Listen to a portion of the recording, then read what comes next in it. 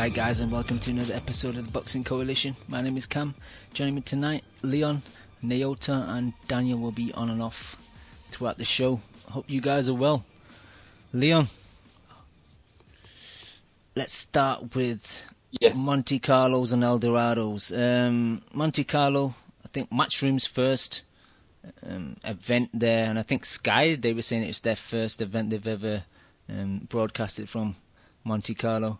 Pretty smallish venue. Start with, I guess, the big fight that was on the card, and Matchroom's new overseas addition to their stable, Luis Ortiz versus Malik the Runner Scott. I don't think we're going to be discussing this fight for too long. Give us your salt and let's move on. That was fucking horrendous, wasn't it? It was laughable. It was so bad, man. Malik Scott's such a bum. Leon, he's got the bummiest corner I've ever seen. The bummiest corner in operation. And the man had a fucking bar stool that was about the same height as him. He's having to put it over the top. That summed it up for me, that corner work. It took him a minute to get the fucking stool in the ring. Fucking unbelievable. Poor, man. I think if Luis Ortiz fought a stool, it would have been a better fight. Yeah. And I can see why he got frustrated, and because that's one of the biggest runs I've ever seen. I mean, he must have clocked up some kilometers, because he didn't really stop moving till maybe the last 3 or 4 rounds, and then even then he was trying. He should have had his Apple Watch on so he could collect those miles. Oh, he was well over his steps of the day, wasn't he? Leon, I was just saying to you before we started the show, you messaged me a tweet that Malik put out, I think the day after, like apologising for his performance, but it's too little too late, Yeah, we've had to sit through, we've had to endure that performance. And there was an interview of him in the dressing room before about, I'm here, I've got a great opportunity, I'm going to make sure I grasp it, and all. It's just nonsense. I mean, Matchroom, that's some horrible, horrible matchmaking, because they know what he was going to do. They know what kind of performance he's going to put in. He's either going to quit or run. So, who thought that was a good idea? I don't know. Yep. You'd rather see him knock out a journeyman than watch that, wouldn't you? As much as I was, and that's horrible, but it's true. As much as I was disgusted with Scott's performance, Ortiz is not getting off the hook. Fair enough, it is hard to pin down a guy that doesn't want to be there, and all he's thinking about is just moving away. But Ortiz, even though Sky were praising him cutting off the ring, I don't think his ability to cut off the ring was that good. It was a tiny ring, and I think he should have done better. And especially in the later rounds, Scott became more stationary. He was just basically on the ropes, hands high, just blocking stuff. And Ortiz was just throwing for the sake of throwing. He was looking for the big shots. And he wasn't really placing his punches. I think if he would have went to the body a bit earlier, he would have slowed Scott down sooner. So he can't just say, oh, the guy was running, I didn't have any opportunities. Nah, man, like, you're half to blame for that. I wouldn't say half, but I think he was doing all right cutting him off. It's just when he got him, he didn't throw enough punches and combinations, did he? There was no setup punches. He was just trying to land big shots. And I was just about to say that. There was no setup. No setup at all, and he didn't seem to throw enough for me. But maybe the Cuban side of him came through really strong. It's definitely a case of the low output. I mean, yeah. But Naota, your thoughts? I know you were watching it live on HBO, and it was pretty awful, man. HBO was doing their thing, calling Malik Scott a runner, as they tend to do, whether a guy's running or not. But if there was ever an occasion where it was apt, it was definitely that fight. But regardless of that, to me, I've kind of put a lot of heat on Ortiz, though, for not just not being able to cut off the ring well enough and not being able to set things up well enough in order to get the stoppage. Because I think that he was certainly capable of it, even though he was having trouble cutting off the ring. He could have put his punches together better. Could have kind of faked him out with maybe some soft punches, some throwaway shots, and then follow up with big power shots, in order to set those up. But it was just a bad look for Ortiz. But who knows? Maybe this might be a blessing in disguise. Maybe some of these guys will be more willing to fight him now. that he looked pretty vulnerable.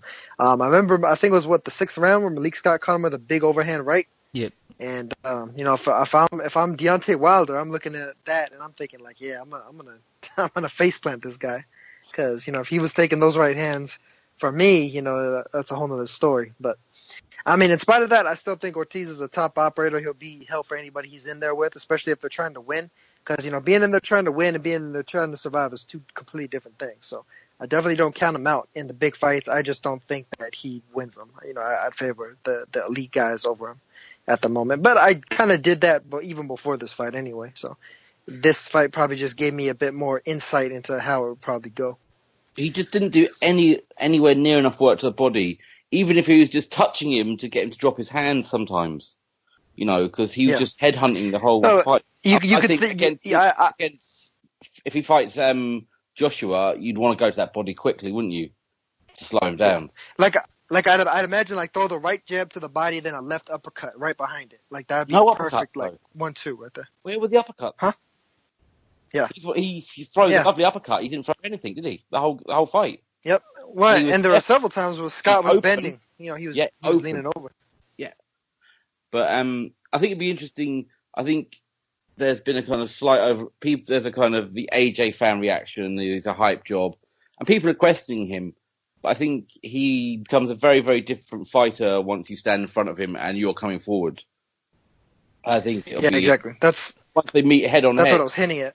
Yeah. If you meet him, straight on, he's going to be difficult to beat. Where Deontay Wilder, you're right, might be able to move away from him and still be able to land that right hand, because he was obviously very frustrated by what Malik Scott did, and if Wilder did what he did to Severn, you could see him winning that fight, couldn't you? Ortiz, just that long pole arm jab and everything. Go ahead. And he was getting caught going. Scott was catching him moving backwards, wasn't he? And he was still landing on him. So in moments, yeah.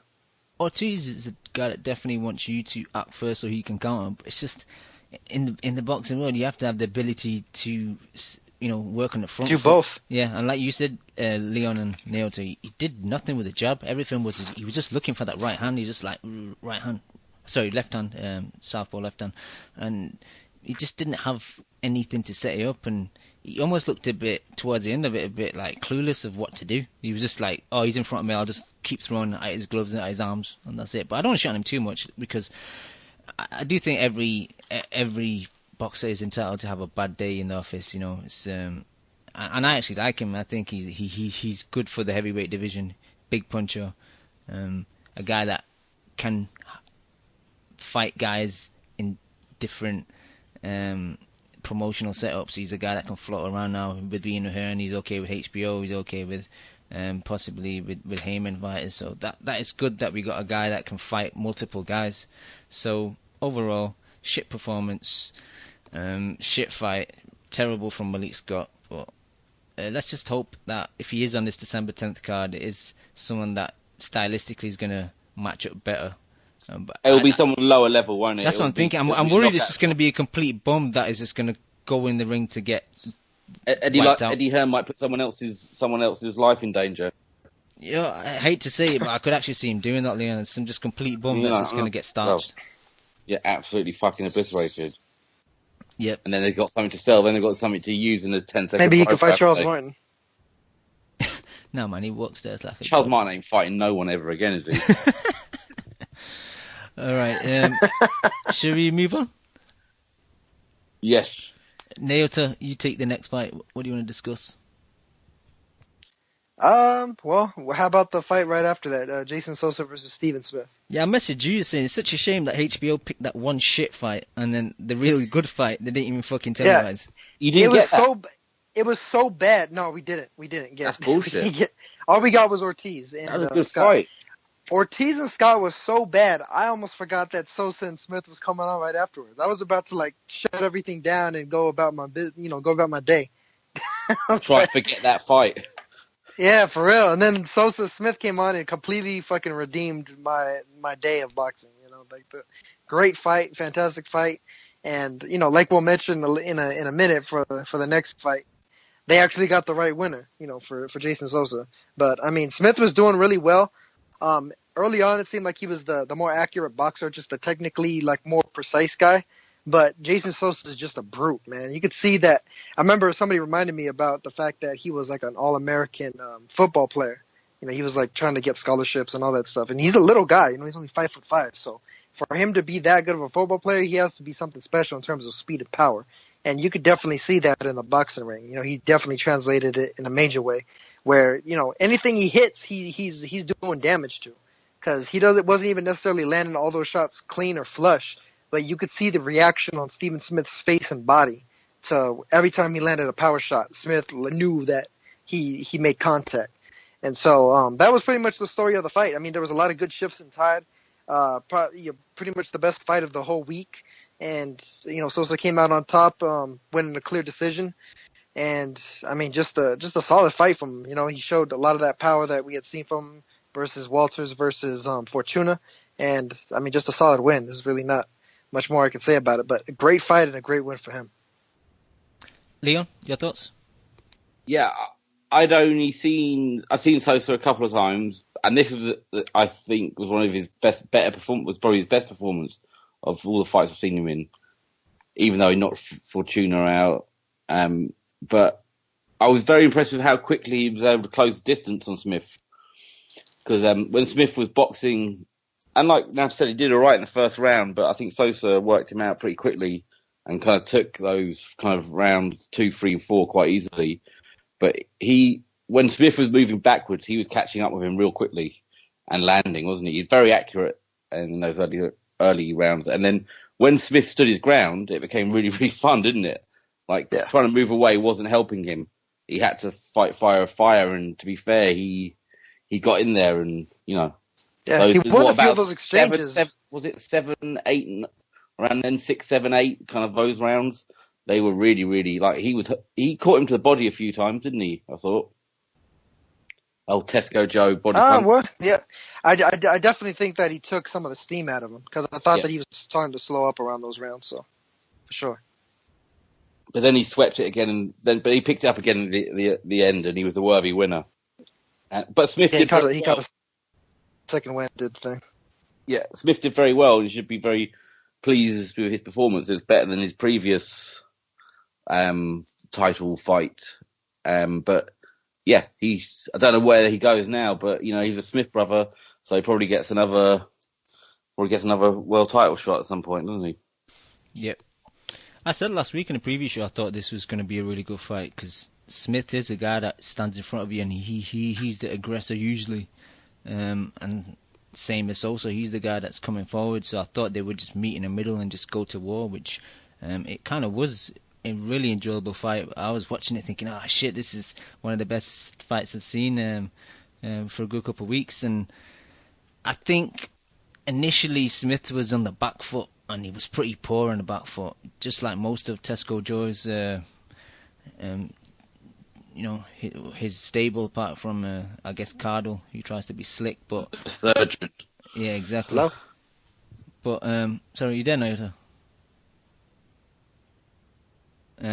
Yeah. Anyway. Oh, yeah. Yeah. The thing about Smith though, on the back foot, he looked tentative, and he was pulling back in straight lines, and he was just getting caught with his hands a bit too low, getting caught with just straight punches like. Sosa would just, 1, 2, 1 again, and he'll catch him with that last kind of power jab as the third punch, and his head was getting snapped back a bit. But like you said, Leon, when he actually started to stand his ground and fight back, and he started to push Sosa back, they're the rounds where he had success, and he won the rounds. Because again, if you're a majority come forward fighter, you don't like fighting on the back foot. You're not comfortable fighting on the back foot. And that's what he did to Sosa at times. Sosa was on the back foot. He landed counters, and he landed combinations on him. And Sosa looked uncomfortable. But overall, I had it quite a bit closer than I had 7-5, but no more than that. I didn't see anything else, because I think I was maybe being a bit favouring Smith's I think quality punches, because even though I was rating Sosa's volume, some of them were just throwing it for the sake of throwing it, where Smith, I think, was picking his punches a bit better. But he he got hurt more regularly, didn't he? He did, yeah.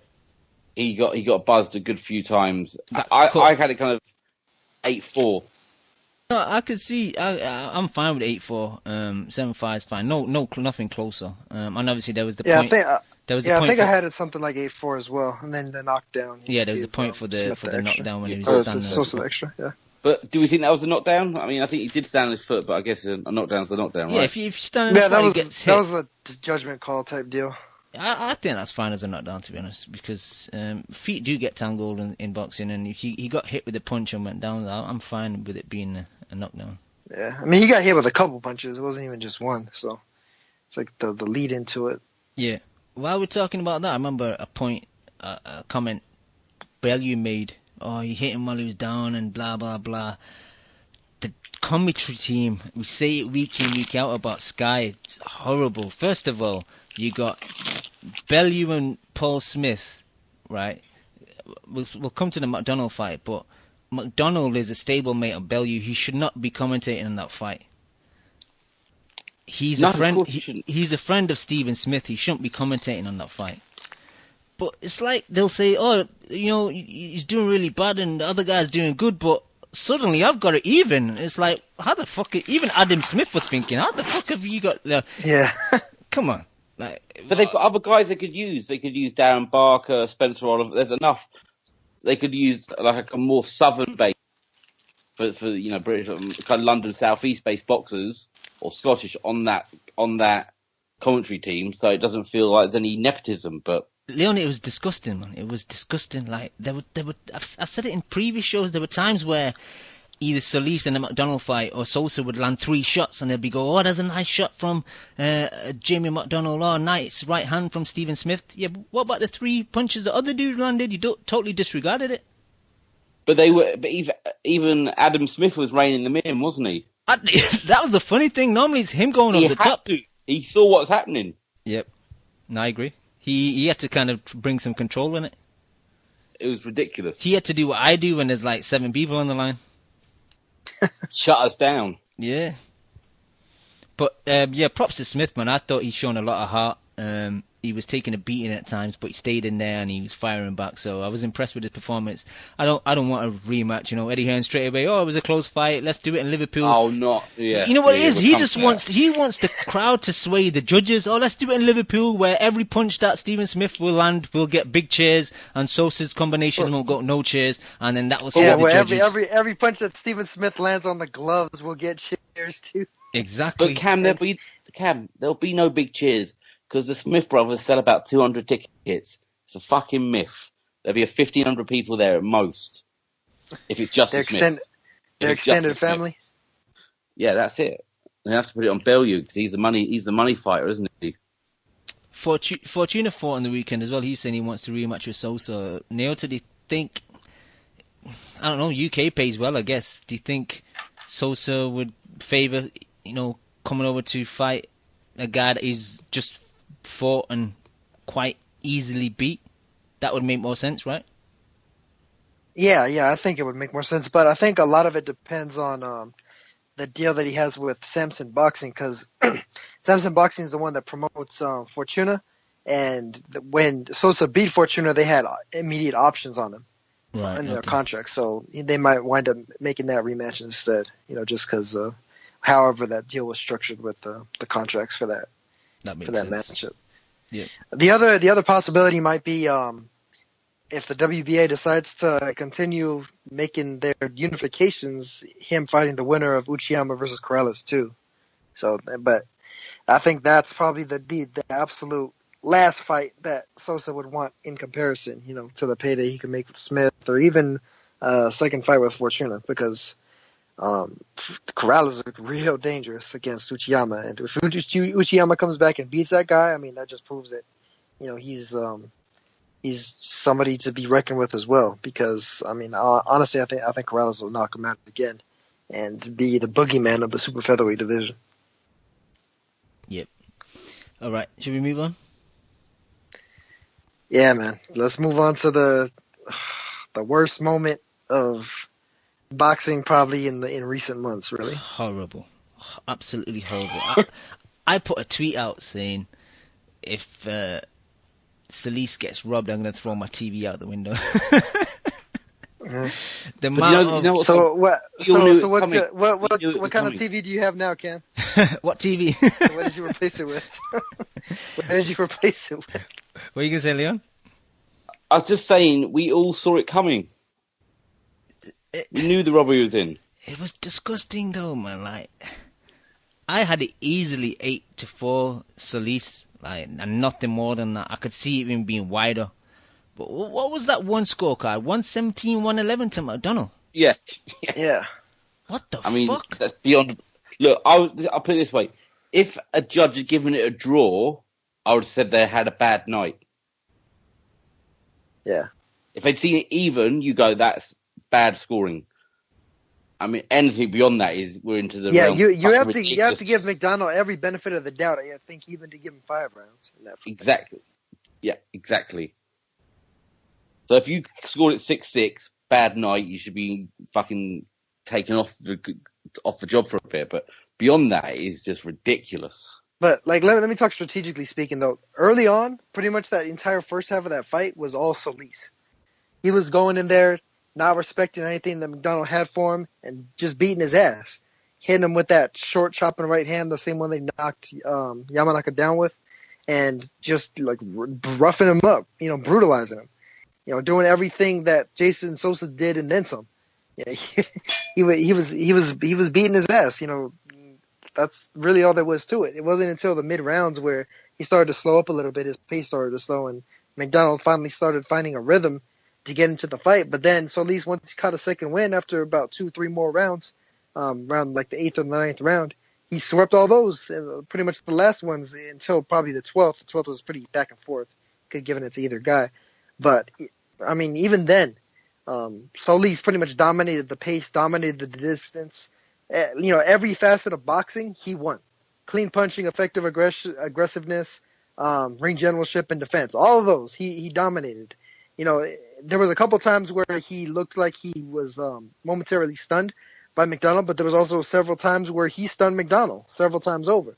So, I mean, just pretty much every facet of the game, Solis dominated. He should have won the fight. And it's really a shame because now Solis' next fight, he'll probably make 1/10 of what he would have made otherwise. He'll probably be fighting some cab driver in Venezuela. Whereas had he won this fight, he would have either probably been in a WBA unification on PBC versus Rashid Warren, or he could have potentially gotten a rematch with Shinsuke Yamanaka. Either of those would have been big paydays for him. So it's like it's really, when you put it in that perspective, I think an especially big shame for him. Brian King is awesome on Twitter, man. Like, it's the funniness level of some of the tweets he puts out, and like he put one out on Saturday. He said, "Fat Smigger, you have to rip the belt from the champion," but yet he cries when he was robbed versus Abraham twice. That's the type of language they're using. But when it's like the other way around, oh no, you don't have to rip the champion. You just have to do enough to sway There the is no judges. champion when you step in the ring. You just got to win the fight. And that's it. You just got to win the 7 rounds. It's disgusting, man. It's Rip the disgusting. belt. And then there's like Hearn afterwards when they're saying, "Oh yeah, I was just saying to Dave Caldwell, I think it's time to move up. Rematch, and I was gonna move. We'll probably move up now. But oh yeah, we want Stevie Smith to have a rematch though. So when they get lucky now, forget the rematch. But when they don't get lucky now, we want a rematch. It's terrible, man. Even the crowd there in Monaco, which was a pro-British crowd, a pro-UK crowd, Booing the thought shit that out of Solis won that fight. McDonald. Yep. Just to the fight itself, I thought McDonald's jab was going to be, key as it usually is, but I was so surprised how Solis took his jab away from him. His gauging of distance was excellent. He was always just on the perimeter of McDonald's jab, and McDonald would throw it, and he would just, half step back and come back with the right hand. There were occasions where McDonald got hit with right hand after right hand after right hand. He did nothing to, stop the right hand from landing. He had no answer to the. And Solis, no counter or no defensive moves. No, and he was just like trying to. He was a bit on a runner. He was always running. He'd get his back against the wall. He'll try and use his shoulder and then come back into the centre of the ring. And Solis's pressure was excellent. His output, especially early on, was really good. It did slow slightly towards the end, but compared to the amount of punches Jamie McDonnell threw, no man, it's Solis, like you said, effective aggression, punches landed, everything was for Solis. And I just really feel bad for the guy. You go overseas, you put in such a good effort, and you just get robbed, man. It's disgusting. Yeah.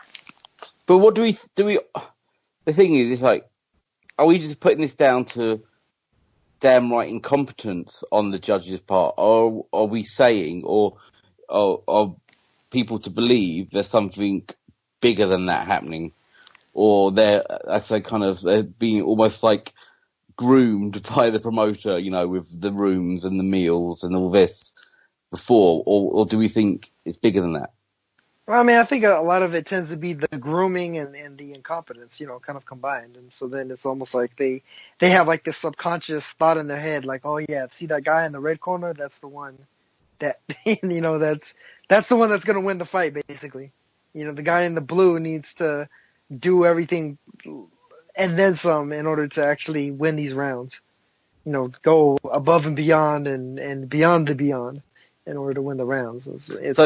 I don't know, because the thing is, it's always hard. It's difficult to just prove overt corruption. So yeah, that's usually where I go with it. They're kind of bribing them with lifestyle. Yeah. Yeah, rather than just brown. Yeah, they can have a haircut, nick a bird, all on Eddie Hearn's dime. A couple of bottles of champagne, a hooker. What do you guys think? Then do you think Jamie will step up to Super Bantam? Good fights for him up there, but I'm a big fan of Jamie. I've said it in the past, but just that fight has left a sour taste. Just because I think the Solis deserved that belt. Yeah, I mean, I like McDonald. The thing is, I thought he lost that first fight against Kamada. I thought the second one could have gone either way. Kamada is actually at 122 now as well. Who knows? They may be able to make a third fight between them. But I mean, if he goes up to 122, honestly, I'm not too concerned about the chances there. I mean, because the guys there are pretty tough, in spite of the fact that it's not necessarily the biggest names. You got Jonathan Guzman, who's a bruiser, brute, Jason Sosa type, big power puncher that just brutalizes you. You got Guillermo Rigondeaux, of course, the overall power and skills, but he's with Frank Warren, so that probably wouldn't happen anyway. Neomar Cermeño, who's the WBA regular champion, who's slick and just difficult, man. He's like a awkward fighter to deal with, and I think McDonald would be he would look bad in that fight even if he won.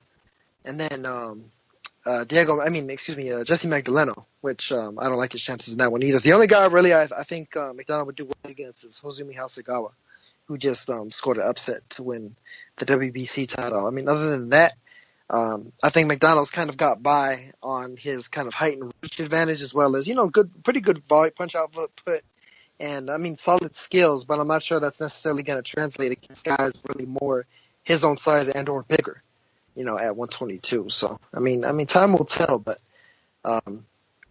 if he had the ability to make 118 still, I think that would be the best advisable track to go on.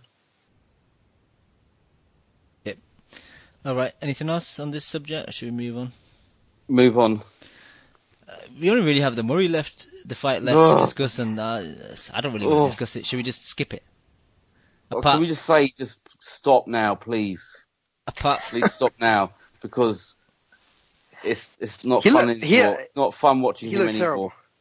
Terrible. I mean, look, that the Martinez fight was his moment in the sun, and somehow he's gone horribly downhill since then. And that guy looked like a light middleweight, didn't he? He was small. It was it's he doesn't like boxing, so how can you do some? That's like really doing a job, and you're doing it on such a weird, low, boring level now. Like, you've got to be really passionate to keep fighting at that level, I would imagine, if you've been high. I just don't see. He's clearly just doing it for a little bit of money, and it showed. No, it did. And Nunez on Twitter asked me, can we give a special mention to Lowell tonight? And asked the panel if they believe he could beat Paul Smith. I'd put Lowell over Paul Smith, to be honest. I'm picking everyone over Paul Smith, but he's a cruiserweight, so that's just really unfair weight. It's a big weight gap. Yeah, Yeah. Lowell looked tiny against Murray, man. I mean, he put up a pretty damn scrappy performance, though. I mean, he was looking like he might get it. He just kind of tired out in the later rounds, and Murray's size told the tale in those later rounds. So. Let's be honest. Smigger's eating bigger sandwiches than him, so there's no chance, man. He'd eat him up, wouldn't he? Well, one of those 12-foot long freaking like party sandwiches. Yep. I responded to Nunez and said, "Nah, the fight gets made at cruiser and Smith misses weight." But he's a fucking just worst, to Lowell, I think he'll probably go back to 160 and probably get the Triple G fight because no one else wants to fight Triple G. And yeah, I'm sure. Like, oh, he's a name, and then you'll see people, all the Triple G fanboys on Twitter talking about like, oh, Lowell is, he beat Murray and got robbed. He got a chin and a half. He's got the volume dough. Yeah.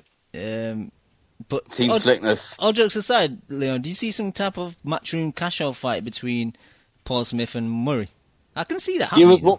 Give us what we want, but we want I want it to be like numerous different challenges, like an eating challenge, a drinking challenge, and then they have to fight, like at the end of a pub crawl, just in the street somewhere. Let's see it just for the fucking. Put it on an AJ pay-per-view. Fuck it. He doesn't give a shit. He'll do it. Yeah. All right. Let's move on. Talk about Philly, Naota. Another Swift. We've had quite a few Swifts this weekend. Obviously, there's Steven Swifty Smith, Danny Swift Garcia, and Swift Jared Hurt. Swift Saturday. Yeah, Swift Saturday. That should have been a nickname or the name of the show today. Start off with Danny, I guess. Easy work for him. Yeah, very easy work. I mean, that right hand was landing like nobody's business. And I'm wondering if that might just have been something that he saw in the fight or something that he was trying to work on for Keith Thurman, because you may remember back, Thurman was rocked by overhand rights from both Diego Chavez and Jesus Soto Carras. And I think that could be a big punch in Danny Garcia's arsenal in that fight. It seems like the Thurman's just kind of open for it. He leaves himself just open for that particular shot. So, he handled Vargas with ease. Actually did better than I thought he was going to do. I thought he looked really good, just really sharp. Everything was landing with heavy power. He showed that he didn't even necessarily need his feet completely planted on the canvas in order to be able to land hard. And, I mean, just that overhand right that managed to drop him was in the second round and make him do the little back flip somersault. Opened up that cut and it bruised the side at the same time. That just shows you the level of thudding, banging power that Danny Garcia has, and just a good victory. I mean, we all knew the guy was pretty much a walkover, but still watching him actually being able to go out there, pull it off, and look every bit as impressive I thought as Errol Spence did. Not the same guy. Yeah, so just so you know, you're breaking. Just so you know, you're breaking up a bit. It's a bit choppy. All right, can you hear me now? Now we can, yeah. Can you hear me now, though? All right. Well, I was saying that Garcia looked every bit as impressive I thought as Errol Spence did versus the same guy.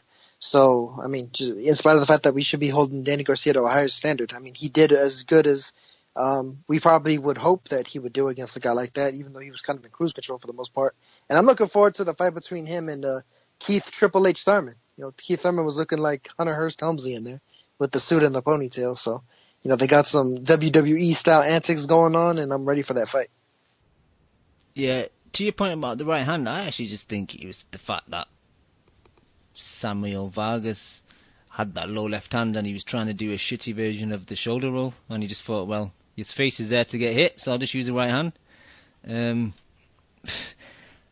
I agree, I think Danny looked good, but you're supposed to do that against this type of opponent. It's hard for me to give him props, He needed a tune-up for Keith Thurman, or he needed stay busy fight just to kind of give him some, just to shake off some cobwebs, man. You're better than that. You call yourself a WBC champion and you're fighting a 10-rounder without the belt on the line, man. And to me, that's pretty disgusting. If you're that good, if you're a champion, you fight, Thurman straight away. We don't need to. Obviously, we don't pay for this fight over here, but I think Spike picked it up in the UK, and it'll probably get shown this Saturday for some reason. But well, Spike in the US as well. But yes. the issue isn't as much the idea of a tune-up fight. It's the number of times he's fought. If that had been his fourth fight of a year, or even the third, you might have gone, okay. But what was it? Was it his second? Yep, because he had fought since January. I'd let him off with it. If it had been his fourth fight of a year, I'd have let him have it. Yeah, because you think put on a show for your home crowd, against the bum or whatever. Why the fuck am I waiting until March, nearly April, for this fucking fight now? Even that argument, Leon, you could say, well, if it is his fourth fight, why do you need a tune-up? But just fucking fight in February, end of February. No, but these fat bastards don't want to be training over Christmas. They want to be eating that turkey and all those potatoes. But honestly, everyone's excited turkey about the fight. And ham. So far away, fucking Keith Thurman might break a nail playing the flute, or Danny Garcia might fucking shave an eyebrow off in the barber shop. The fucking fight's cancelled. It's true. Some shit's gonna happen, isn't it, Leon? Some shit where the fight gets delayed or something. And they look like a pair of Gaylords arguing in the fucking ring, didn't they? That's all I saw of the fight, was that nonsense at the end. Fracker near the ring apron. Yeah, it was Here's a little stuff. Now you got to wait 4.5 months to see the fucking fight. At least with WWE, you're getting the fight within 2 or 3 weeks. Exactly. Yeah, on Monday Night Raw. Exactly. WWE stay be active. Oh. Anyway, right. Fuck Danny Garcia anyway. Let's move on. I'm not watching that shit. I did watch that card. I'm not watching that shit. Just so you know. I can relate. You do the other fights. I can relate to that. Naota, did you see the Jarrett Hurt fight? Yeah. I mean, he showed a lot of the same, skills and punch variety that he did against Oscar Molina, but I thought his defense was way more porous looking against Jojo Dan than it was against Molina. I think Dan kind of exposed him. He was using kind of a buzzsaw style, and he hit Hurd quite a bit, in spite of the fact that, Hurd was hitting him obviously harder, when they eventually stopped it. The corner, I thought, stopped it maybe a little prematurely, but I guess they felt like, the man was just taking a lot of flush shots, and he didn't have any chance of winning, so that was all there was to it. But, I mean, Hurd still looked pretty solid, but, I could see why they may want to hold back on possibly getting him a title shot in the near future, because I definitely think that, Dan gave him a lot of issues in there that I think probably shouldn't necessarily have happened. It seemed like Hurd was just able to overwhelm him because he was just a bigger, stronger guy, not necessarily the better boxer overtly. So, I mean, it'll be interesting to see how Hurd does from here, but I definitely wouldn't match him. I think probably the worst matchup for him would be Demetrius Andrade, because he can use that buzzsaw type style if he wants to. The other guys, I think he may have a better shot against, but even still, I think that he still has a little bit of seasoning before you throw him in there against the top of the top. Because, I mean, he did have some issues with Dan, and he definitely has some things to work out in the gym. Yeah, I disagree. I don't think he had that many issues with Dan. Yeah, Dan was on his chest, a lot of output, a lot of punches, but I think he looked comfortable when he was just on the ropes behind the shoulder and then popping back with the short right hand or the counter left hook. I didn't really see him overawed at any point, and Dan was like a little annoying wasp around a bear. Like, the size difference was vast. Dan definitely needs to go back to 47, because 54, he was tiny. But one thing I was thinking about afterwards was, Brooks 147. We know he's a decent puncher, and he was managed to drop Dan a couple of times and hurt him pretty bad. Hurd landing on him quite a bit, and he looked visible, hurtful punches, but he never looked like he was in a situation where he was going to go down. So that just questions a bit of maybe Hurd's power. But I think him being on the back foot probably took something out of it. That's true, but Dan was walking into punches well a bit. Yeah. Did he stop Donut? Yeah, the crowd Yeah, jumped in. The corner jumped in, and the ref looked like he was about to stop it as well. I think it was simultaneous actually. Or donut. he may have seen the corner step up to the corner, and that's why he stopped it. But Donut then. it was just a one-sided kind of beatdown to me, Leon. To be honest. Ugh. There's another guy we don't ever need to see again. Jojo Dan. Donut.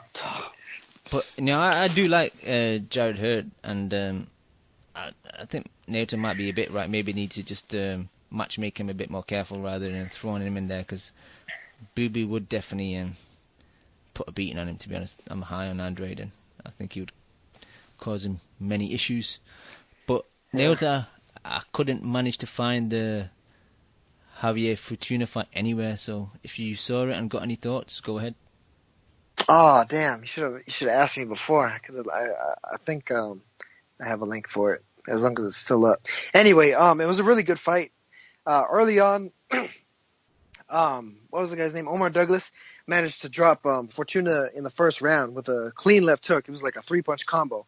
Fortuna was actually winning the round up until that point. It was about 2 minutes in, and just like Fortuna went down hard, man. Like you thought that Douglas may be able to score a first round knockout because of how hurt Fortuna was. He like fell face first forward, and the rest of the round, he was kind of in survival mode, but he was still throwing back.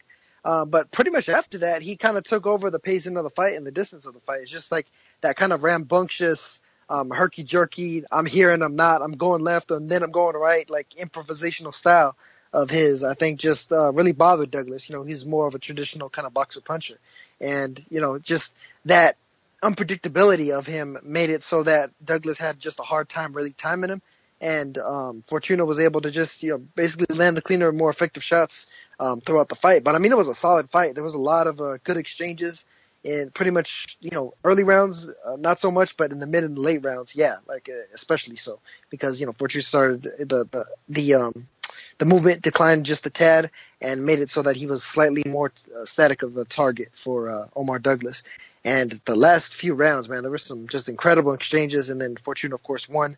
Unanimous decision. I agree with the scorecards. I thought it was about the same. I thought it was like a 10 round. It was like a 7-3 or 6-4 type of fight. Fortuna to me clearly won in spite of the knockdown. And so like you mentioned earlier, who knows, he may be able to get that rematch with Jason Sosa since Samson Boxing probably has the inroads to that. But I think he's a fun fighter to watch, and but this is no shame on Omar Douglas because this was a huge step up for him. We mentioned that last week. This was kind of similar to Magdaleno versus Donaire, albeit against Fortuna that hadn't necessarily fallen as far career wise in any case, in spite of the fact that he was never the technical dynamo, or just the dynamo period necessarily that Donaire was. For his weight class, but Fortuna, did a solid job, and Omar Douglas, I think, back to the drawing board. Maybe in another year, he'll be ready for another title shot because I think he's live against anybody there, and I think it's the same for Fortuna, albeit for different reasons. Omar Douglas is just a solid boxer puncher that could use a little more experience, and Fortuna is always just that wild buzzsaw, that kind of Ricardo Mayorga style that he can give anybody a problem on any given night just because of how unpredictable he is. Excellent. Thank you for that, Naota. Yep. Anything else on this card, guys? No, that was pretty much it. That was all the televised portions. No problem. I'll just quickly give a few minutes, well, less than a minute, I guess, on a card Box Nation had in Germany. It was up on the same time, going against Sky's card for Monte Carlo, so I think the Box Nation card probably had about 2 or 3 live viewers at the time. It was headlined by Robert Stiglitz at light heavy against Mehdi Emar for EBU European light heavyweight title. Average fight, to be honest. Stiglitz just outworked him. He was the challenger as well. Amar was the champ, and he just didn't do enough, man. He was just single shots, and Stiglitz was, even though he's old and his work rate's not that much, he was just doing more than Amar was, and he was doing those little techniques that, the German fighters and people like Abraham have used for a long time. He'll just do those little combinations, and then nothing for a minute, then the combinations, and just the last 30 seconds he'll do the same thing and just try and win the round. Yeah, Stieglitz. He looked tiny though at light heavy. I think he made like 173.25 at the weigh-in. But his opponent Amar made the same, and the size difference between him and the ring was pretty noticeable. And I don't know. I think it's a weight too high. I think anyone decent at light heavyweight is just going to starch Stieglitz out, to be honest. So hope he is match made carefully, because otherwise he's going to get sparked. And that's it for that. A lot of news to discuss, so we'll just crack on with it. Leon, will start with some stuff I saw about Froch and Triple G at 170. Is it just Froch trying to get his name in the headlines because he's not been talked about for a couple of weeks? Oh, I don't know and I don't care. Hashtag new nose cunt. Just exactly, just him and Tom Loeffler was fucking jumping on it and retweeting stuff. Just make a real fight, and Froch, just enjoy your new nose and fuck off. That's the thing. Like, if he comes back, it's gonna get broke. He's gonna have to get it fixed again. So what's the point? Just stay retired. But it's just why are we even hearing this? Don't want to hear anything from Golovkin's team. They're meant to be trying to make the Jacobs fight and fucking get on with it. Yep. Golovkin's gonna do him Rigondeaux style, have his nose ripped off, and his nose disfigured. Froch just fucking just. Oh. Naota, do you give a shit? Man, I mean, it'd be a good fight if it happened, but I think it's a lot of hot air blowing smoke. So again, though, it's a bit of a lose-lose for Triple G's team as well. Because if they go up to that weight, they're gonna have to stay at that weight. Fair enough, but he's the one that said he's the one that said that he wants all the belts, blah blah blah. So that will totally go against what he's been saying for the last couple of years. And also, if he beats Froch up, but people just say, well, Froch is old. Froch has not been active for 3 years, and he won't get any credit for it. So I don't see the point. Well, I know I can see the point is because the box office failed in the US, and they got a little taste on that Brook thing, and they thought, wow, we get him out, we could make 10 million each probably. No, that makes sense. And just. They can't afford to take any more L's, Golovkin's team. It's just, they need to shut up and get on with the Jacobs fight and stop. They need to shut up their doubters if they're worried about it. And doing this is not, is it? No, definitely not. Not at all. Okay, another fight possible for early next year. Brooks Spence. Brooks says he wants to defend his IBF belt. He said he wants to unification fights, possibly, Pacquiao later on in the year. I don't think he should be looking past Spence, but if that fight gets made, then I'm looking forward to that shit. Brooks Spence in the UK, that's going to be a good fight. Yeah, definitely. I mean, that's if they get that made, I think that's one of the premier fights at welterweight that could potentially be made over the last few years, really. The only thing is, I don't think Brook is going to make that weight, at least not healthy anyway. Well, no, I was thinking they might need to get it signed up for like 6 months away so they can lose the weight properly. Yeah. Because he's got to do that properly, otherwise his body gets ripped to shreds. Plus, he was rocking the double chin in Monte Carlo, so he's probably already put on a couple But we've seen him do that. We've seen him do that regularly now, haven't we? That's true, but that's him making. Think about it now. He made 160, and then he's put on a couple stone probably from just partying afterwards. So he'll have to knock that off to get to 160, and then knock the rest off to get to 147. Man, that's a lot. Yeah, I mean, it looked like he was cutting muscle as it was, and if anything, he looked like he probably put a little bit on to fight Golovkin. So yeah, I don't think it's going to be all that pretty for him. I think right. However he manages to cut down to 147, if he does it, he goes in there against Spence, I think he's getting destroyed. Because it's not even necessarily just because of the fact that I think that he'd be drained. I think it's just the fact that it's a combination of him probably not being at 100% his best, along with being in there against potentially the best fighter he's ever fought. I mean, outside of at least the best fighter he's ever fought at welterweight anyway. Even though he said that and he wants to defend it, I could see something coming out in a couple of months saying, "Oh, my nutritionist said that I won't be able to make the weight comfortably, so unfortunately I'm going to have to give the belt up." Some shit's going to happen. I still don't think he's going to fight Spence. Even though I wouldn't say like I'd put like Spence in a big favourite. I'd say he'll save face. I'd say it was like a 50-50. Even like you'd even have to favour Brook like 60-40 just because I guess he's faced better people than Spence. I think there's more chance of him going back on holiday to Tenerife than there is him fighting 147 again. Take that machete with him just in case. Yeah, exactly. I think he's going to need that machete in order to make weight, man. Cut that whole leg off, and then that's not enough. You have to cut two off to make the weight again. All right, Leon. Some news interesting from Box Nation and BT Sport. You know, Simon Green. I think he was a former chief executive of Box Nation a couple of years ago. He left to go to BT Sport. We were all thinking, "Oh, this is going to be big. This is going to be big. This is going to help Warren." And nothing really happened for a couple of years. These things take a long while to get put together, though, don't they? That's true. Those big they deals. They do. That's a big deal. It's not a little deal, is it? That. No. But yeah, it's definitely good for Warren and good for the boxing in the UK. It's good for us as consumers that Eddie Hearn may not be able to have the monopoly as he has in the past. You know, maybe it's going to get spread out a bit. My concerns are some of the stuff they're coming out with. First thing is saying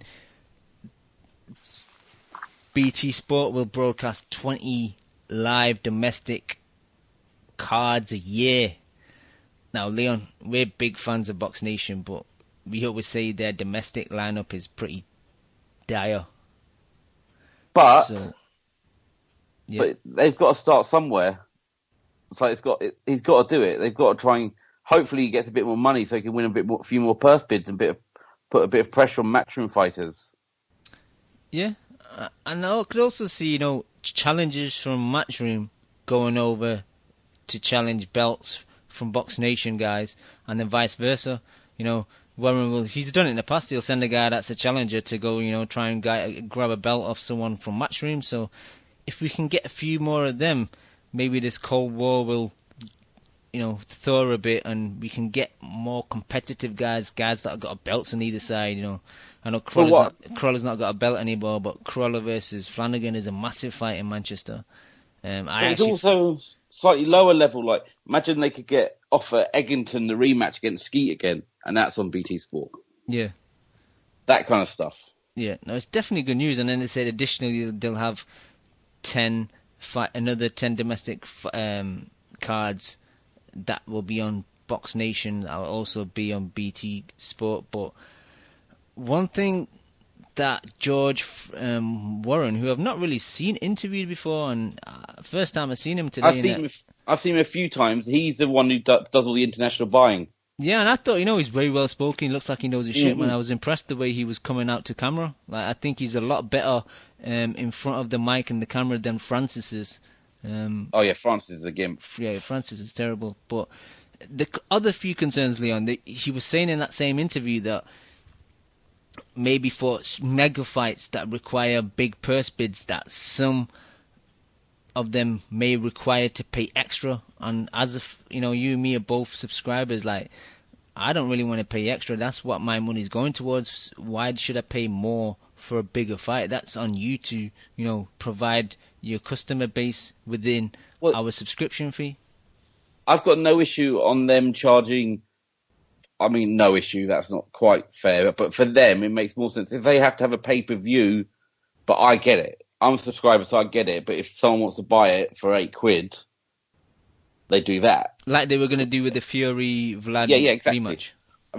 I have no issue with them because they have to fight to survive. So that's a very sensible thing to do. But I don't want to be paying any more money. No, I won't. Like, I pay over £100 a year. That's more than enough.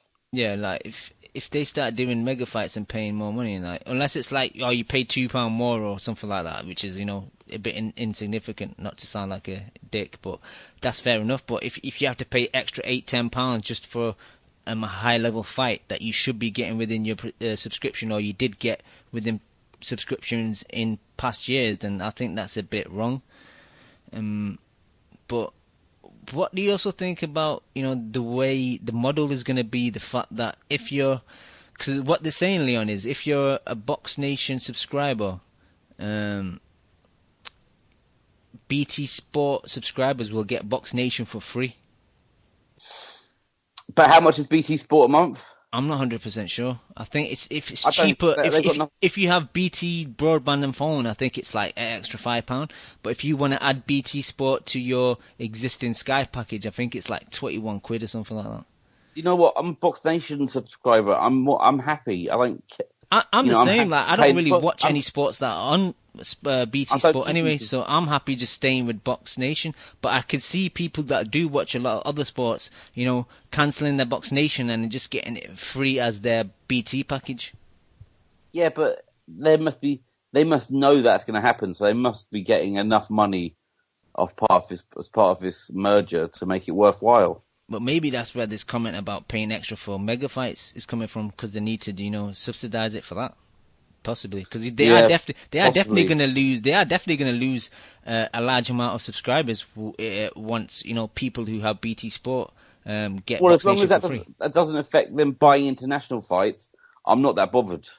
Yeah, because I buy it for international content, really, don't I? Top Rank and Golden Boy and all that. Yeah, so as long as that's not fucked with, you don't mind. I'm more than happy to pay £12 to get those international fights. Yep, that's fair. And that's all I really had about it. I thought it's a good deal for boxing. It's just some of the small minor points, the little asterisks, I'm a bit concerned about. But I'll give them a chance and see how they go on, because if they provide competition for her, that's a good thing for me. Cause that's all we can ask for them. That's all we can ask. Yep. All right, let's move on. Yeah, competition's always better for the consumer. Exactly. I mean, look what's been going on. He's been running a muck Hearn for the last 3 or 4 years, hasn't he? Running a muck is... He's been taking a piss. Hopefully that will stop now. Yeah, well, we'll see. Right, if anyone can fuck it, Warren can. That's true, that, man. Imagine how many cards that he's going to get cancelled and shit. Oh. All right, let's move on. Just before the show started, reading a boxing scene that Bermain Stavern's been popped for some type of drug. Ragu. Yeah, Ragu, yeah. Some type of drug I can't It was spiked. pronounce, but a short name for it is DMAA, and it's some type of dietary supplement, but could also be used with various energy preparations. So I think before you go to a workout, you take it. So you were mentioning something like that, Nailton, but I just find it weird. It's a meth analog. It's like methamphetamine, but it's a slightly different chemical structure. So it hypes you up, basically. I know this is terrible. I just don't care. I don't care about not seeing him again. So.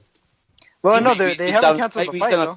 Maybe he's done us a favour. No, that's the thing, Leon. He's been fined 75k, but the fight's going ahead. So what's the point of having drug testing and anti-doping and shit if you're gonna just find the guy and let him fight anyway?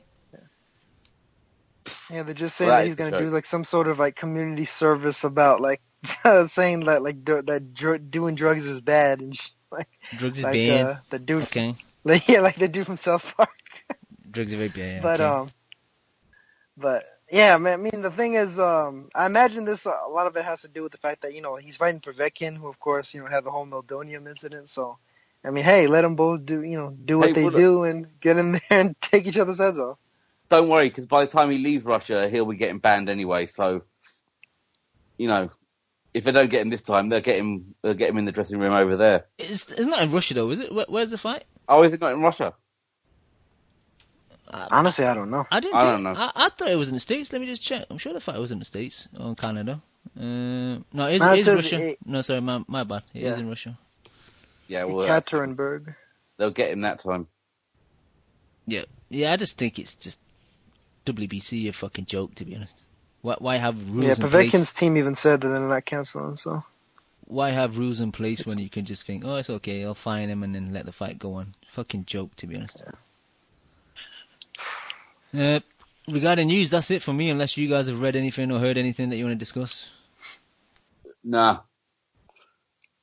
Well, I'm trying to think. Remember, there was something they were talking about potentially like a Canelo Cotto rematch. I know that was ringing a couple of bells. No, boo. Rubbish. No one wants it. Yeah, they're just trying to get paid again, man. That's all there is to that. That's why Cotto hasn't really fought anybody else, probably because he realizes that all those guys are going to provide the payday that he's really looking for. And then Alvarez's last couple of outings haven't done as well financially, so it seems like they're just generally a bit desperate, in desperation mode to try and find an opponent, a foil to make some good money, sell some pay-per-views. I used to love Cotto, man, but he's just become a money whore. All he's bothered about is the biggest check, and that's it. And he was his pink rubbish. outfit. He was rubbish in that last fight as well. Yeah, he just came there to get paid, man. He was so negative. He didn't do enough. Didn't try, did he? No. Really. All right, I know we had the Kmart special of the week, and we kind of did a big preview on Ward versus Kovalev, so don't want to really go into too deep, but we are going to preview it. Before we do, let me just give all the people in the chat a name check. We have Tony Yayo, Nothing for Something, J Sweet the A-Side, Boxing MD, PM versus Beast Mode, Nunez 83, Mr. Fix, Kevlar, Basileos, Steve Kim, Mr. Dermo, Jason 268, Pinhead 360, Colm, Jas, Shams 1000, Nesmatic, Overbruv, BRD Hay, Tico, and 13 guests. Leon, I don't think you were on that Chemo special, so you go first. Break down who you think's going to win and why. I still don't know. Did you catch any? Did you catch any of the shows that I sent you today? No, I didn't watch any of that stuff. I don't need to watch that stuff for this fight. I'm more than happy it's here. No, but I mean, were they good? Yeah, the 15-minute one was really good. They are what we have seen, my fight ones a couple of weeks ago. So you're not seeing anything new, but it's just HBO's production value, the music they use, the editing, everything just looks beautiful, man. It just get you hyped as well, because I watched both of them back to back, and I was thinking, shit, man, I wish I was going to Vegas. I watched the one from a couple of weeks. I watched the one for a couple of weeks ago, and I just wasn't bothered. Even though I don't think it's going to be Ward does nothing for me. Even though I don't think it's going to be a great fight, I'm still hyped for it. And sometimes that's the best ones, because you end up being pleasantly surprised because you weren't expecting much from the beginning. You think it was going to be a bit of a snooze fest, or one guy would negate the other. But I'm still hyped for it, man. I actually wish I was going to Vegas, but that's another story. So look, do you think? How negative do you think Ward is willing to be to win this fight?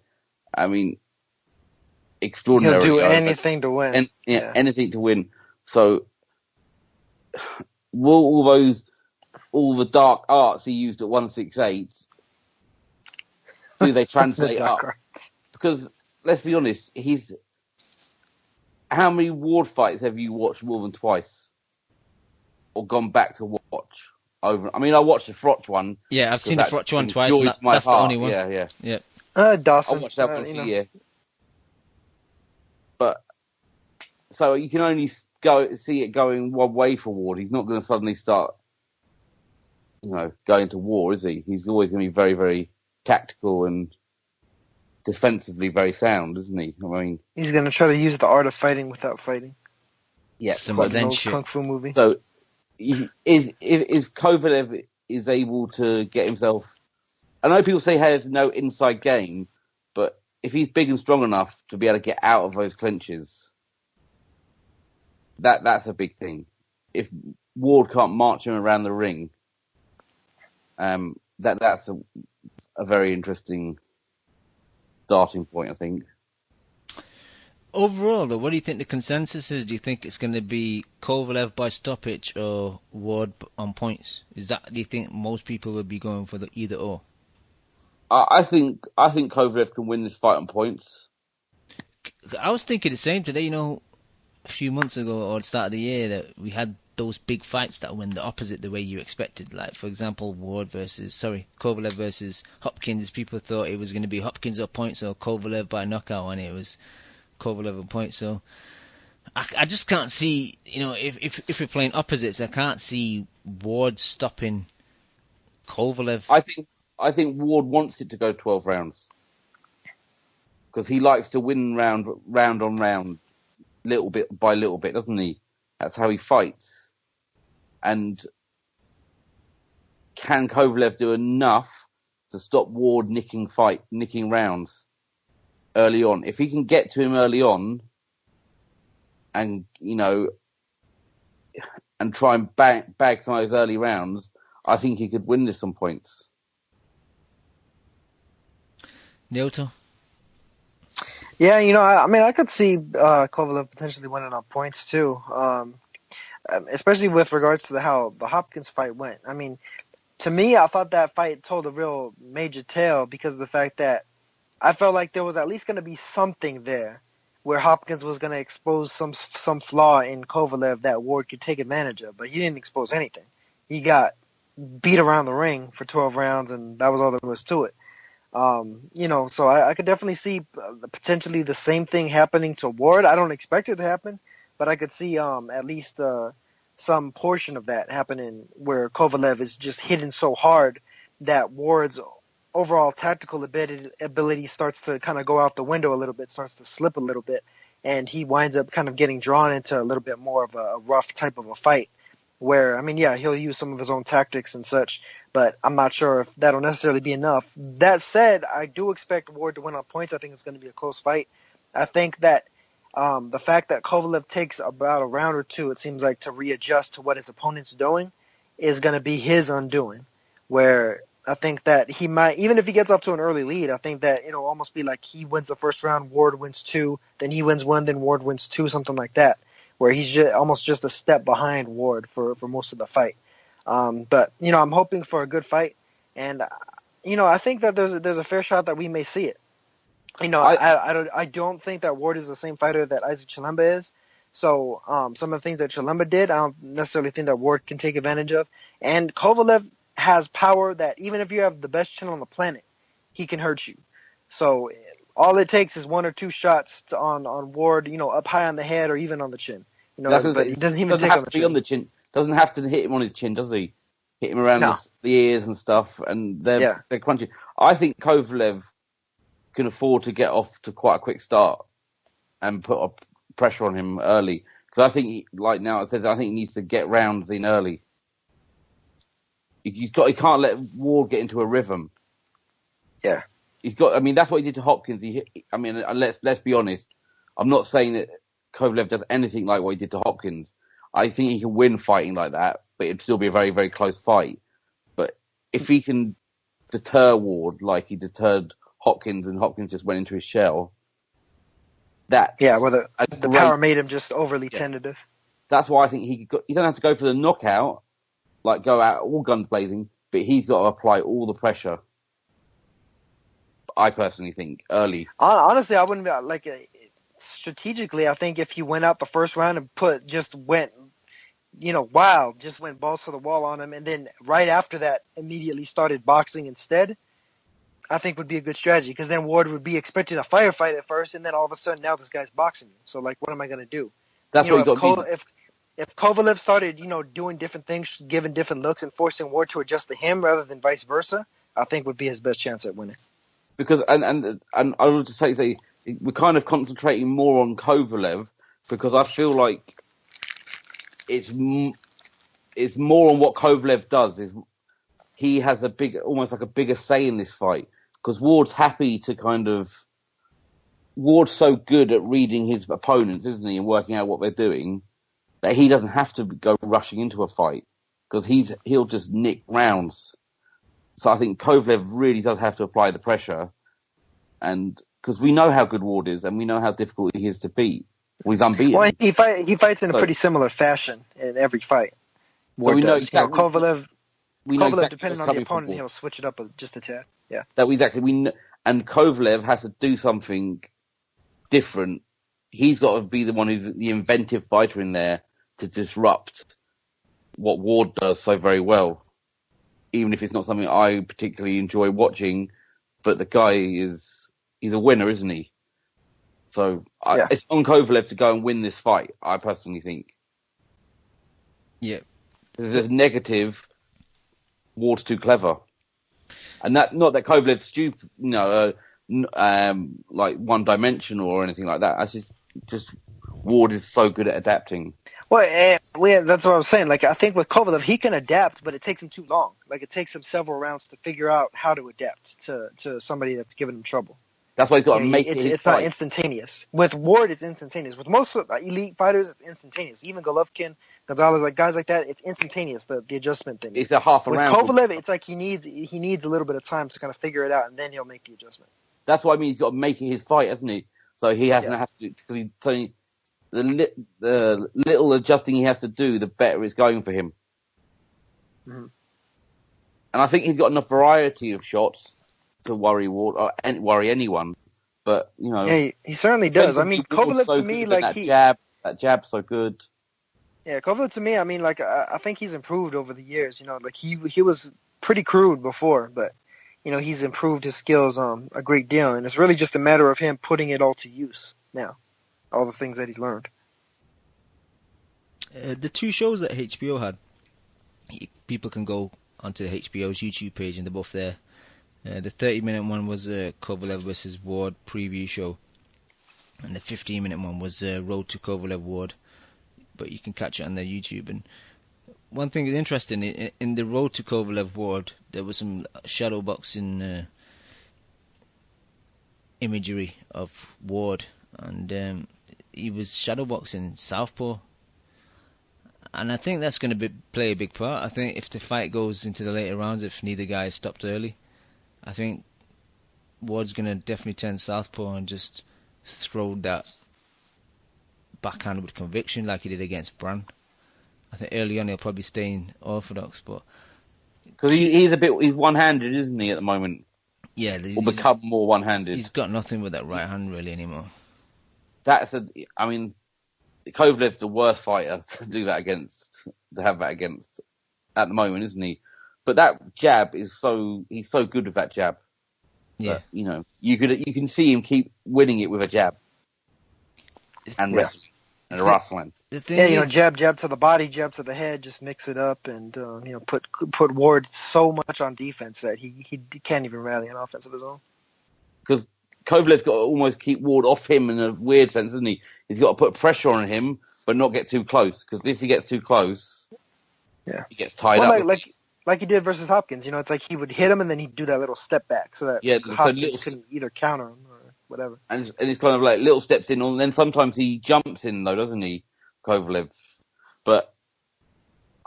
And it'll be interesting to see what Ward does to the body, because that's something that you hear whispers of, and people, certain people aren't sure about him to the body, but I'm sure Ward will do that body work. For me, early on, Ward has to just be on his chest, man. Has to be on the inside, because we know Kova loves to be at that kind of mid to long level range, and if Ward allows Kovalev to be at that range, then it's going to be a difficult night, because he's just going to be able to get his punches off and just get out again. And at that range, he must be the most powerful puncher at the moment. Like that, it's almost he almost punches as hard from back, doesn't he? Yeah, from far.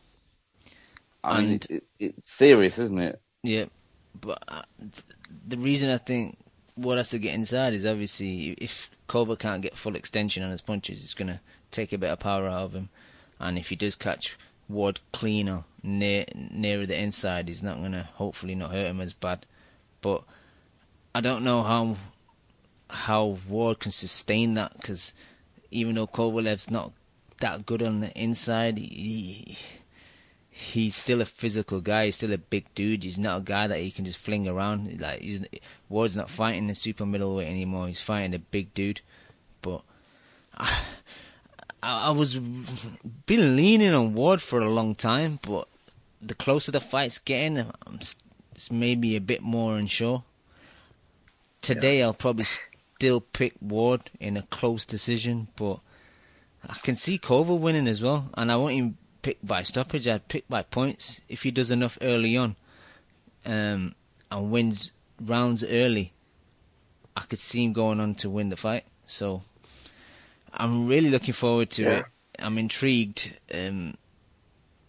It's a good fight for boxing, man. It's what we need. We need two guys. Oh, it's brilliant, isn't it? Undefeated records, both at the top of the game. Even though Ward's had a few years of, fighting lesser opposition and being inactive, he's still a top guy, and I can't wait, man. I wish it was Saturday today. Yeah, I'll say I don't know who to pick yet. I still haven't decided. If I had to be my own money right now, you would be mad to bet against Ward. I think just on past and what he's capable of. So if I had money, I'd put it on Ward. On a personal level, I hope Kovalev fucking ices him. I hope Kovalev sends him to hell, man. On a personal level, absolutely fucking Pacquiao's him. Shit. I won't hide it. I don't see a stoppage either way in this. No, I know. I really don't. I could see Kovalev dropping him. I could see like Kovalev doing a Maidana Broner on him or something. Like dropping him a couple times and roughing him up and just making it like that. But and winning on points in that way. But I mean, otherwise, I think that Ward is one of those guys that, like, if he doesn't want to be knocked out, you're not going to knock him out. Even if he has to completely bottle it, as you guys like to say over there. Just be completely spoiling and defensive to the absolute hilt. They also say bottle it in a British accent. I think he bottled it. That's awesome. But it's a great fight, isn't it? It really is, and I almost enjoy not knowing who to pick for once. That's a great statement. Let's hope we get a rematch. Whatever happens, let's hope it's good and close. Although I still want him to get iced, like a good fight, and then he gets iced, and then there's a rematch. And he gets iced again. Your heart split between a good fight and someone getting iced. You want him to get covered, man. Yeah. Like Groves. Bay Area, baby. All right, let's move on. Undercard's quite interesting. They're throwing Alexander Gvozdyk in the deep end, I think, against Isaac Chilemba so soon. I think it's his 12th fight. They either got a lot of confidence in him, or I think it's a step too far, because I still rate Chilemba, man. Most of us rate Chilemba. Anyone that knows about boxing, no one has an easy fight against Isaac Chilemba. Who beats Isaac Chilemba? He gave a lot of difficulty to Kovalev, so. Yep. What do you guys think? A bit too early? I think so. I think yeah. If he beats him, that's a good win. That's a fantastic win. If he beats him, then shit, he might get a shot at the winner of the main event. If he stops him, for God's sake. But I mean, Chilemba's a tough bastard. Chilemba will probably win and then get robbed on the cards. Yeah. Yeah. He's always getting robbed, that one. He's used to that shit. He probably already know that's going to happen, to be honest. Yep. People in the chat were saying who's the ref for going back to Kovalev Ward. It's Smoker. It's Robert Bird. Robert Bird's a decent ref. I just want every fight to be Smoker, though. Yeah. Every fight should be Smoker. They should clone that dude. They need to get a hair sample of him and just make an assembly line. Smoker does look like Dr. Robotnik from Sonic, though. He does. There will be blood. I'll get you, Hedgehog. I think the third notable fight is that Curtis Stevens versus James De La Rosa, who beat Angulo a couple of years ago and then got starched by Hugo Centennial Jr. and then lost to Jason Quigley after that. So it is a Rock Nation-esque shitty undercard, but I actually don't mind it because at least we got the Chilemba Gvozdyk on there. That's not too bad of a fight, and I wasn't really expecting. Well, and there's Dolly Perez versus Maurice Hooker. That's a good fight. Right. But that's about it for me, unless you guys want to chop up any more undercard fights on that one. No, man. It's all about the main Well, event. I mean, I think Stevens is gonna fucking ice James De La Rosa. Yeah, Man. I agree, man. That's Oh, probably yeah. the worst possible thing for him.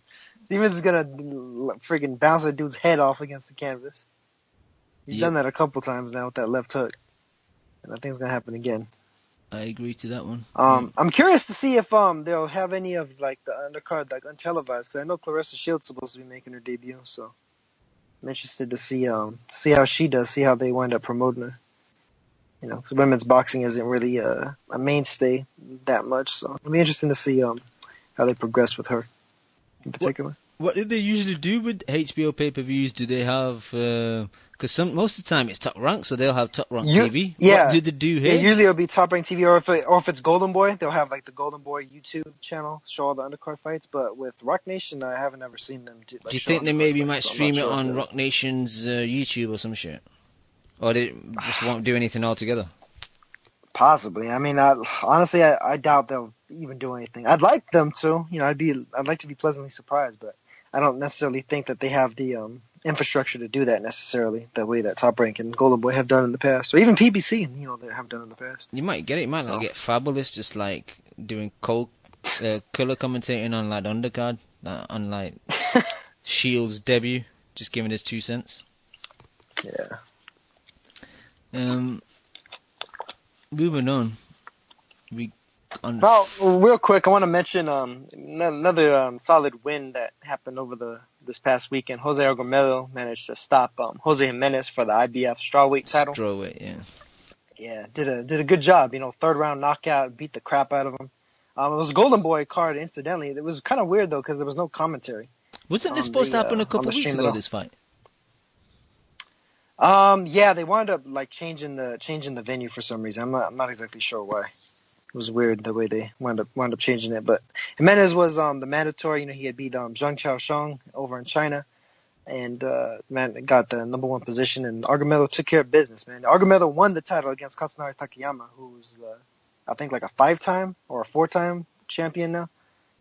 So I mean, good for Argumedo, and I'm hoping that he could get a shot at either Manayoten or knockout CP Freshmart, because that would pretty much crown a Ring Magazine titleist at strawweight. And I'm not even sure if there's ever been a ring champion at 105 pounds, so it would be the first. So I mean, that'd be pretty solid, and I like his chances against either of those guys too. So I think that, and it was kind of funny because it was Chepo's son. Chepo's son was in his corner, so I think they managed him. So that's probably why Golden Boy was streaming the fight. Right. Okay. Leon, Friday we're going back to your old neck of the woods, London. Return of Chemo's ex, George Groves, against Gutnicht, Channel 5. Do you give a shit? I don't know. This guy is pretty. He's coming down, isn't he? He lost to Bramer. Yeah, I mean, it's just a knockover job, isn't it? It should be. And to be honest, like Groves' performance against Murray wasn't too bad, but we don't rate Murray, so take from that. No, that's not a great win, really. No, it was a decent fight, but it's not a great name to have in your resume. I beat Martin Murray. No, it's not. He should be dealing with this guy if he's got any aspirations. Does he deserve another shot? I mean, I think he'll probably get one, but yeah, he needs to knock this guy out to make sure he stays in the mix. I don't mind those Friday night Channel 5 cards, though. The one we had a couple of weeks ago. No, I'm happy it's on. I'll watch it. Yeah, I'll watch it. Andrew Selby's on the undercard. Yep, fighting Jake Borneo, 11-1 in the 12-rounder. Vacant intercontinental. Flyweight title, IBF. Yeah. I like how they're keeping Andrew Selby active, though, so that's pretty good. Yeah, absolutely. And it's a bit of a nothing fight, really. It is, but the Groves one. Oh yeah, the Groves one, yeah. But like I said, I don't mind like Friday. I got nothing to watch on Friday anyway, so it's a bit of boxing live on TV. I like the commentary team they have on Channel 5. I like their host, so it's better than watching nothing. Watching some shit that my wife wants to watch on TV. So absolutely. I know we have. Don't let her take control of the control. I was gonna say, I know me and Leon have remote control issues with our other halves when they want to watch their bullshit TV programs. Absolutely. And Box Nation on the Saturday, they got Marco Huck versus the dude that sparked out Enzo Mack a couple months ago. Oh, Kucha. Yep. Is it Kuchari or something? Yeah, Kucha. Yeah. Yeah. That could be good. He's fighting Ashton Kutcher? Yeah. Again, Leon, we were getting it for free, kind of, as part of our... Well, we pay for it, but as part of our Box Nation one. They picked it up. I don't mind it. It's like this one they had with Stieglitz the other day. Yeah, it wasn't a great card and a great fight, but I got it as part of my package. I can't complain. I didn't have to look for it on YouTube in some shitty quality if I did want to watch it. This could be a good fight, though. I actually think it will, man. Like, you know, that Kucha guy, he's a come forward dude. Hook's a come forward dude. Even though I think Hook's on the slide, it could work out to be a decent scrap. It could be it could be the most exciting fight of the weekend, action-wise. You just fucking jinxed it. If Hug beats his ass, then Kucha could be like, it's just a prank, bro. It's just a prank. Now you just jinxed it now, though, Leon. You know, by saying that. I know, but you got to say something, haven't you? Yeah, but quickly, interesting opponent of these two who didn't end up fighting either. Our boy over Mackenzie, man. We need to say happy retirement. Unfortunately, he's had to retire. The doctor suggested retirement off. I think he's got a heart condition.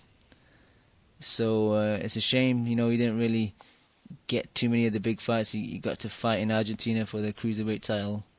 Did a good job, but he lost. He didn't win it. He got a draw, didn't he? Yeah. Or was it a draw? I think it was a draw, wasn't it? Yeah, it was a draw against Romero. Sorry, my bad. Yeah. I thought he deserved to win that fight. Yeah. But he's a good guy. Everyone likes him, so it's a real shame. It is a shame, but man, Oval. Yeah, health's better. He's supposed to be opening a restaurant in Birmingham. I hope it goes well. I hope you have a good retirement. And he's a nice guy, man. It's a shame that he didn't make any big money in boxing, but that's the story of a lot of boxers, man. They don't make that big money, but props to him, man. He did a good job. That's about it.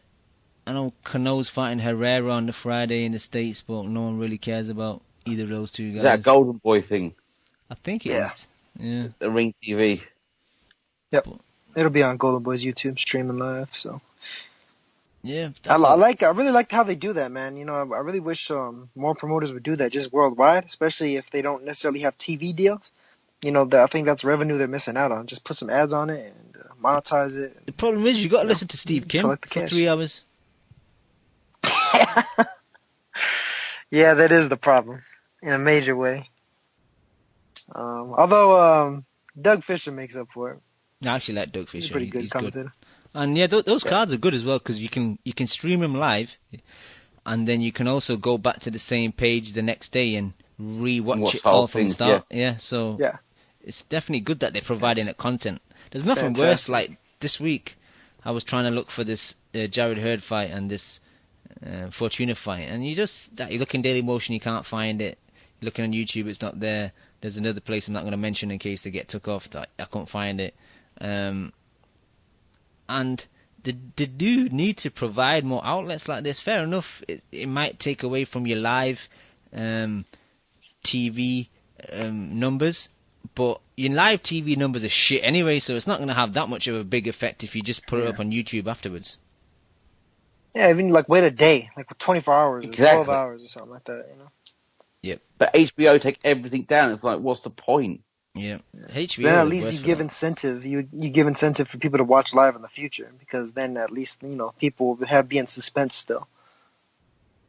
Definitely.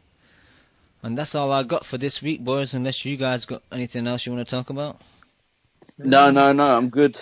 Aside from that, Diego Chavez making a comeback down in Argentina.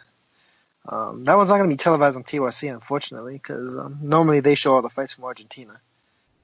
Is it a decent opponent or just? Well, I'm trying. I was looking it up right now. There's a guy named Luis Zarate, 21-3. So not not too bad. The guy's been knocked out though too, so Chavez is probably favored to win. But I mean, the guy's got about an equal record to Chavez, so in spite of the fact that it was against, of course, lesser opposition compared to who Diego lost to. So Diego should win, but if Zarate pulls it off, who knows? Maybe we'll see him stateside, UK side, since you guys love picking on the Argentines. Eddie Hearn loves picking on the Argentines, man. Exactly. Other than that, I see Matt Korobov is fighting this weekend, and then Dmitry Mikalenko versus Bredis Prescott.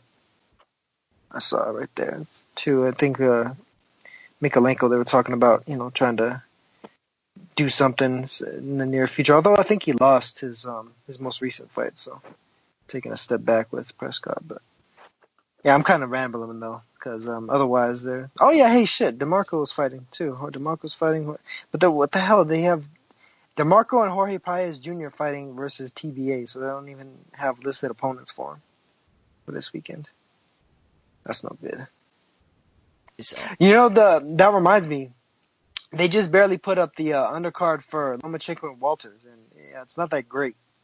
I was really concerned about it too because of the fact that I was curious as to why they had no undercard up until like a week ago, and that's I think never now a good I know sign. why because. That's never a good sign because I was looking at the Marco Huck Kucha fight and it has no undercard today.